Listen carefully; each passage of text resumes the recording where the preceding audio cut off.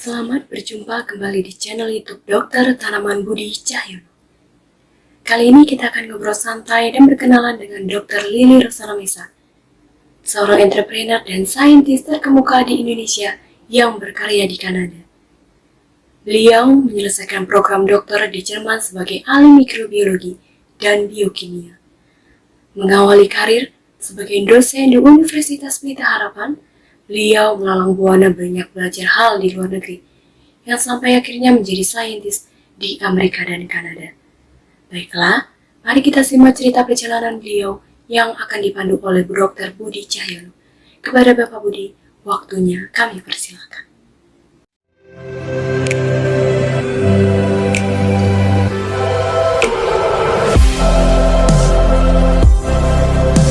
Semangat pagi, meskipun di sana selamat malam ya, waktu Kanada. Ya, selamat pagi. Senang ketemu Pak Budi lagi. Saya lebih senang lagi karena sudah lama tidak ketemu Mbak Lili yang luar biasa, yang saya kenal dari mahasiswa di IPB sampai sekarang sudah melalang buana ke Jerman, Amerika, dan juga sekarang bermukim di Kanada. Luar biasa. Jadi ini kami dari channel YouTube Dr. Tanaman menyampaikan terima kasih atas kesediaan Mbak Lili, Dr. Lili, untuk bisa memberikan beberapa pencerahan ya buat Dr. Tanaman di Indonesia, pengalaman sebagai dokter mikrobiologi yang juga sebagai CEO startup company di bidang biofertilizer. Baik, untuk mengawali ini, bisakah Dr. Lili menyampaikan pengalaman singkatnya, perjalanan Dr. Lili, bagaimana sampai bisa menjadi diaspora dan CEO startup di Kanada? Silakan. Sebetulnya saya jadi pendiri startup di Kanada, nggak lepas dari pendidikan saya di Indonesia. Jadi kalau kelas balik, saya ketemu Pak Budi itu tahun 1992, 93, 29 tahun yang lalu. Karena Pak Budi adalah salah satu dosen pembimbing saya waktu itu bersama Dr. Profesor Antonius Suwanto dan Profesor Edi Guarja waktu itu. Yeah. Dan saya melanjutkan sekolah S2 di IPB juga, dan kemudian saya lanjutkan kuliah di Jerman di Universitas Erlangen-Nuremberg. Karena background pendidikan saya di mikrobiologi dan biokimia itu membawa saya satu titik setelah melalang buana bekerja sebagai peneliti dan pengajar, saya dan suami saya memutuskan punya perusahaan kecil di bidang bioteknologi, Pak Budi. Ya. Luar biasa nih. Ya, lanjutkan, silakan. Ya, dan perusahaan yang kami dirikan itu ada dua sebetulnya di sini, yaitu perusahaan Nutrien Visus Teknologi dan perusahaan di Netakia. Perusahaan yang pertama memproduksi premium atau high performance nutrien tanaman. Keunggulannya produk ini adalah komposisinya yang terformulasi dan akurat, dan kita punya cita-cita dengan penggunaan produk tanaman yang terformulasi akan memberi keunggulan yang lebih baik untuk petani saat digunakan. Sementara untuk perusahaan yang kedua, Netakia Bioteknologi, itu menghasilkan atau memproduksi reagen siap pakai untuk PCR, yang saat ini aplikasinya itu Pak Budi bisa dipakai di industri pertanian juga. Ya, industri makanan, bioremediasi, kesehatan. Saya pikir saya bisa bicara sedikit tentang ini karena reagen PCR yang kami buat itu pada dasarnya kita sebut DNA tracer. Kita berharap DNA tracer ini bisa dipakai oleh produsen biofertilizer dan juga pemakai biofertilizer. Dan karena reagen PCR ini kita lyophilize dalam bentuk kering, bisa ditransportasi dalam di suhu ruang. Artinya saya pikir kalau di Indonesia atau negara seperti di Indonesia yang kita sulit untuk transport barang yang harusnya di suhu dingin, ini banyak unggulannya, apalagi di Indonesia itu negara kepulauan, Pak Budi. Itu yang kami pikirkan gitu loh. Jadi aplikasinya itu baik untuk negara-negara berkembang atau negara-negara seperti di Indonesia. Ya, luar biasa. Ini sebelum kita nanti bicara lebih detail tentang biofertilizer, apa manfaatnya, juga mikroba yang ada di dalamnya, saya ingin tahu nih, bagaimana ya mengubah gitu ya mindset kita. Tadinya Dr. Lili kan juga selain peneliti dan juga pengajar ya di perguruan tinggi di Indonesia khususnya, bahkan juga di luar, terus pindah menjadi entrepreneur. Meskipun tidak full pindah ya, karena masih mengajar juga, tapi luar biasa untuk bisa menjadi entrepreneur kan mindsetnya berbeda ya. Bagaimana ini cara mengubah mindset ini, suatu perubahan yang luar biasa. Mindsetnya ya perlu latihan sih Pak Budi. Okay. Ya, saya karir saya itu sebagai entrepreneur itu dimulai 5 tahun yang lalu. Itu seolah-olah perubahan yang drastis dari pengajar atau peneliti menjadi ya punya perusahaan, lola perusahaan, tantangannya banyak. Beda, tapi saya bersyukur karena banyak orang di sini yang mendukung kami gitu loh. Jadi, perjalanan entrepreneurship saya tuh tidak sendirian gitu loh. Ini ada organisasi-organisasi yang seperti accelerator yang mendukung perusahaan-perusahaan kecil.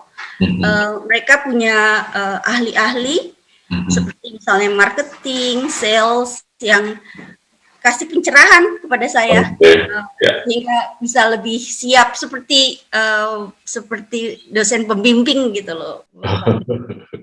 Ya, karena saya juga mengalami betapa sebenarnya sulit ya. Saya sendiri masih tetap peneliti dan pengajar, tapi tadinya di institusi pemerintah, sekarang di swasta, kan ada perubahan yang cukup drastis. Nah ini Dokter ini lebih jauh lagi sebagai entrepreneur, saya pikir perubahan yang cukup besar ya. Saya mendoakan semoga berhasil ya. Nah kembali ke biofertilizer nih. Biofertilizer seperti apa yang dibuat oleh Dr. Lili? Yang biofertilizer yang kami buat itu saya bilang tadi sebetulnya cita-cita kami membuat biofertilizer yang terformulasi, terkontrol. Banyak kali biofertilizer yang ada di pasaran itu orang tuh nggak tahu isinya apa gitu loh. Oke, biofertilizer adalah nutrien bioorganik atau di Indonesia mungkin disebutnya pupuk hayati. Pada dasarnya kan tersusun oleh berbagai macam mikroba, sedikitnya 1 mikroba harus terkandung di satu biofertilizer. Tapi kalau komposisi mikroba itu lebih dari 1, kita mau produksi biofertilizer dari batch to batch itu formulasinya sama gitu loh. Jadi itu yang kami coba buat di perusahaan kami. Jadi biofertilizernya itu kita punya QC. Jadi karena saat kita produksi dalam skala besar, mikroba di fermenter tank, seringkali terjadi kontaminasi. Challenge-nya banyak. Jadi idenya kita pakai tadi Pak Budi, makanya saya punya perusahaan yang disebut di Nitrakia Biotechnology. Pada dasarnya kita pakai tool yang sama untuk cek biofertilizer kami.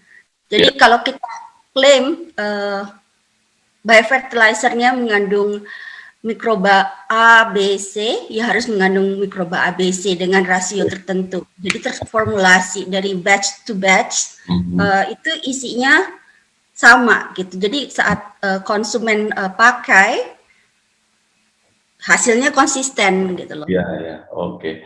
Precision biofertilizer ya, presisinya tinggi.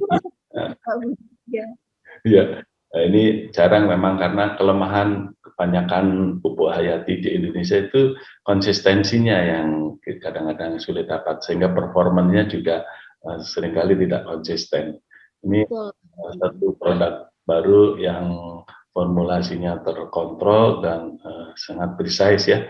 Nah, itu mikrobanya apakah berbahaya atau tentunya kita pilih yang tidak berbahaya ya bagi tanaman. Bagaimana menjamin keamanan produk hayati ini, khususnya bagi tanaman? Ya, jadi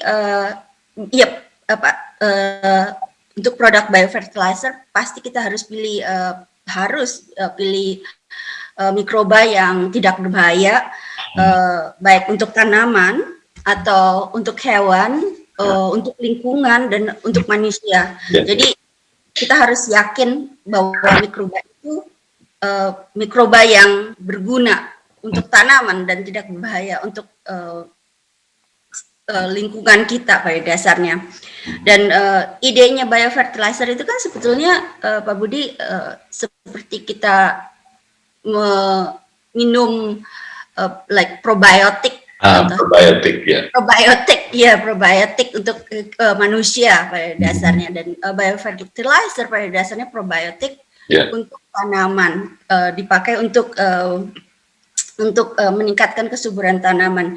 Jadi bagaimana kita yakinin bahwa biofertilizer kita itu tidak mengandung mikroba yang tidak berbahaya? Contohnya salmonella, seringkali kontaminasi salmonella atau E. coli. Kita nggak mau biofertilizer kita mengandung mikroba seperti salmonella, karena saat kita apply di tanaman sayur misalnya, bisa mengkontaminasi tanaman sayur yang akan dikonsumsi oleh manusia. Artinya harus ada quality control untuk mikroba tersebut atau patogen yang lain juga. Nah, bagaimana mikroba yang ada di biofertilizer Dr. Lili ini bisa membantu tanaman? Biofertilizer seperti tadi saya sebutkan, pada dasarnya fungsinya seperti yogurt saat kita konsumsi, dan biofertilizer itu bisa membantu pertumbuhan tanaman dan menjaga kesehatan tanaman. Itu ada beberapa fungsi sebetulnya. Ya, pertama itu biofertilizer itu bisa meningkatkan unsur hara atau nutrien, atau kita sebut makronutrien. Contohnya nitrogen, fosforus atau kalium. Bagaimana caranya biofertilizer bisa meningkatkan unsur hara ini? Yang pertama misalnya nitrogen, ada beberapa mikroba seperti rhizobium bisa memfiksasi nitrogen di udara, sehingga tersedia untuk tanaman pada dasarnya. Atau mikroba yang lain bisa mensolubilize potasium atau kalium. Potasium dan kalium pada dasarnya ada di dalam tanah, tapi kebanyakan itu tidak bisa diserap kan oleh tanaman. Tapi dengan kehadiran biofertilizer, potasium dan kalium itu disolubilize, dan sehingga tanaman itu bisa menyerap P and K itu sebagai makronutrien pada dasarnya Pak Budi.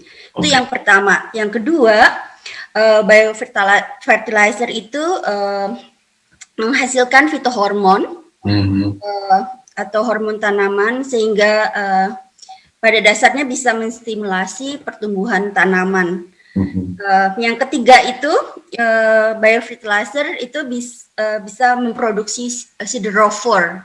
Nah, siderophore ini pada dasarnya small organic molecule yang dihasilkan oleh mikroba dalam kondisi kekurangan zat besi atau Fa. Jadi saat mikroba menghasilkan siderophore ini pada dasarnya bisa meningkatkan uptake Fa dan hal ini akan meningkatkan sebetulnya makronutrien untuk tanaman. Fa itu kan makronutrien penting untuk tanaman. Nah, yang keempat itu Pak Budi, biofertilizer bisa menghasilkan eksopolisakarida yang punya fungsi berbagai fungsi sebetulnya. Contohnya kesediaan air tanah, menjaga agregat tanah, membuat tanah itu menjadi tahan stres gitu, misalnya kekeringan dan sebagainya. Dan yang kelima itu biofertilizer, kita tahu semuanya di industri biofertilizer itu menghasilkan enzim seperti selulose, kitinase atau yang lainnya lagi itu protease. Nah, kalau molekul yang besar ini dihidrolyze dengan enzim-enzim tersebut pada dasarnya meningkatkan nutrien di tanah dan bisa diabsorb juga sama tanaman. Terakhir yang saya pikir juga sangat berperan penting biofertilizer untuk membantu pertumbuhan tanaman dan menjaga kesehatan adalah biofertilizer itu bisa menghasilkan senyawa aktif, baik yang volatil atau non volatil. Pada dasarnya antibiotik contohnya ya. Yang konsumsi itu kan dihasilkan oleh mikroba ya Pak Budi ya. Dan biofertilizer itu ya beberapa mikrobanya pada dasarnya bisa menghasilkan aktif compound yang meningkatkan kesehatan tanaman pada dasarnya dan bisa menghambat atau bahkan membunuh mikroba yang patogen, Pak Budi. Dan ya dengan semua ini, semuanya ini pada dasarnya biofertilizer bisa berfungsi untuk membantu pertumbuhan tanaman dan menjaga kesehatan tanaman. Luar biasa, banyak sekali manfaatnya ya. Tapi ada itu yang pernah saya dengar juga ada yang bisa menginduksi ketahanan tanaman terhadap patogen tertentu. Apakah produk Dr. Lily juga ada mekanisme induksi ketahanan terhadap patogen tertentu? Yang saat ini karena untuk biofertilizer, salah satu untuk produsen biofertilizer, kesulitan terbesar itu sebetulnya untuk urusan regulasi kan ya Pak. Ya, jadi kita fokus untuk buat biofertilizer yang membantu pertumbuhan tanaman. Karena kalau misalnya biofertilizer itu bisa menjaga kesehatan tanaman secara tidak langsung yang produk saya, tapi ada biofertilizer yang bisa berfungsi sebagai biocontrol juga gitu. Komposisi biofertilizer itu penting sekali pada dasarnya. Jadi ya pemakai benar harus milih itu apa yang mereka butuhkan. Memang tanaman tidak sakit ya nggak perlu biofertilizer yang harus nyembuhin. Ya, jadi tergantung kebutuhan para petani juga ya. Dan tentu petani sangat memilih kadang-kadang ya, dan tantangan untuk marketing biofertilizer ini kan cukup berat ya, menghadapi persaingan dengan chemical fertilizer ya, yang konvensional itu, bagaimana nih petani bisa memutuskan pilih biofertilizer, manfaat apa yang bisa diperoleh oleh petani ya dengan menggunakan dengan menggunakan biofertilizer? Goalnya kita sebagai produser biofertilizer pada dasarnya kita mau petani itu meningkat pada dasarnya biofertilizer itu bisa meningkatkan hasil panen mereka. Like karena fungsi biofertilizer tersebut dengan meningkatkannya hasil panen pada dasarnya mereka bisa memperoleh laba ya Pak Budi. Yeah. Jadi itu goalnya kan Pak Budi ya. Jadi nggak hanya si petani itu memakai produk yang sustainable, yang ramah lingkungan, tapi juga petani bisa memakai produk yang eco-friendly dan memberikan laba yang besar untuk mereka atau profitable untuk mereka. Itu sebetulnya Pak Budi. Yeah. Dan ya pada dasarnya kita encourage mendukung berusaha mempromosikan untuk para petani itu mengurangi bahan kimia sebetulnya yang tidak sustainable untuk jangka panjang. Oh ya. Nah, saran Dr. Lili nih kepada para petani saat mereka memakai biofertilizer ini, apa saran Dr. Lili? Supaya efektif, tapi juga tadi eco-friendly dan secara cost juga efisien ya. Kalau mungkin kan, ya silakan. Ya, saran saya untuk para petani yang ingin memakai biofertilizer, yang pertama penting sekali untuk dilihat komposisi mikrobanya. Dan mereka harus tahu mikroba A fungsinya sebagai apa gitu loh. Jadi mereka harus punya pengetahuan untuk itu gitu loh. Kalau tidak mereka harus belajar atau tanya ke produsennya. Karena penting sekali untuk memilih biofertilizer yang tepat, yang sesuai dengan kebutuhan mereka. Kalau memang petani tersebut, contohnya menanam kedelai, dan mereka butuh unsur hara nitrogen, berarti mereka cuma butuh rhizobium gitu. Tidak mikroba yang lain. Sementara petani yang lain mungkin tidak bisa pakai rhizobium untuk meningkatkan nitrogen, tapi harus pakai mikroba yang berbeda untuk meningkatkan nitrogen di tanah mereka, karena produk yang mereka tumbuh atau tanaman yang mereka tumbuhkan itu contohnya padi, itu tanaman padi. Jadi mereka harus pilih biofertilizer yang sesuai pada dasarnya. Dan mereka juga harus memperhatikan cara pemakaiannya Pak Budi, karena biofertilizer itu kan makhluk hidup. Kita harus simpan dengan benar biofertilizernya, pemakaiannya bagaimana. Biofertilizer ada yang dicampur dengan tanah, ada yang di spray, ada juga yang dicampur dengan bibit tanaman. Jadi kita harus lihat bagaimana cara pemakaiannya. Dan yang lainnya itu juga jangan lupa dicek kadaluarsanya. Karena makhluk hidup ya. Itu makhluk hidup, bisa kalau ditaruh di luar kena sinar matahari, ditaruhnya sembarangan, mungkin mikrobanya itu udah mati gitu loh. Jadi saat diaplikasikan mungkin nggak sesuai dengan harapan kan Pak Budi ya.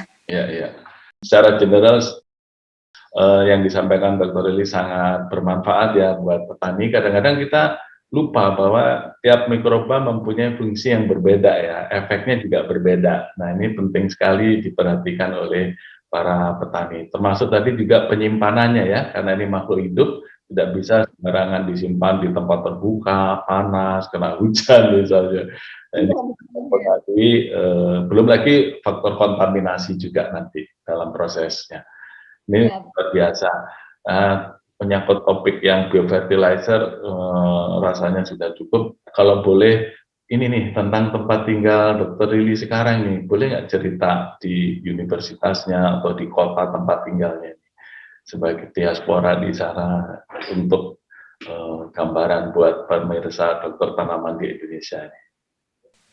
eh, Di saya Columbia, Kanada atau di mana persisnya? Saya tinggal di kota Burnaby, Pak Budi, nama kotanya Burnaby, itu bagian dari Metro Vancouver di bagian barat Kanada. Oke. Dingin sekali di sana. Saat ini baru minggu ini sebetulnya kita kepanasan sebetulnya, Pak. Karena suhunya itu Oh iya, sekarang bulan, iya di tengah musim panas ya. ya, ya kepanasan. Saya Tapi udah bayangkan. balik normal sih, Pak Budi, mungkin karena perubahan global warming, Pak Budi. Ya, tapi saya bayangkan nanti di bulan November, Desember, Januari seperti apa sampai berapa derajat? Minus gitu. Sampai minus 20. Wow. Berat sekali buat saya waktu saya di Tokyo 0 derajat atau 1-2 derajat itu rasanya udah Iya benar. ya. Ya. Baik, ya mudah-mudahan dengan situasi yang baru di Kanada, Dr. Lili dan Dr. Mesak ya sebagai suami dan keluarga sehat di sana, berkembang usahanya sebagai entrepreneur dan sekaligus saintis ya. Ini sesuatu yang luar biasa bagaimana seorang saintis menerapkan ilmunya from the lab to greenhouse ya, karena produknya lebih banyak dipakai di produk pertanian di greenhouse di Kanada.